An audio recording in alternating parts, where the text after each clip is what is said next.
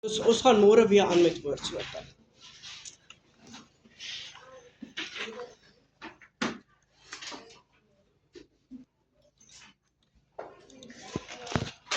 Okay, daarso op die eerste bladsy het ek vir julle die bladsynommers wat in julle piekfyn Afrikaans handboek, waar julle kan gaan kyk na al hierdie werk wat ek nou met julle gaan doen.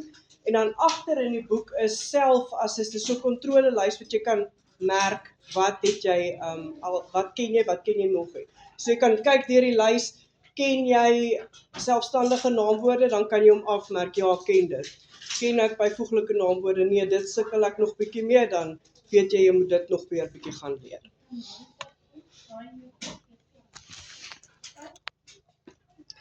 Okay. So aan die einde van vandag se les gaan julle kan onderskei tussen selfstandige naamwoorde, byvoeglike naamwoorde, lidwoorde en voornaamwoorde.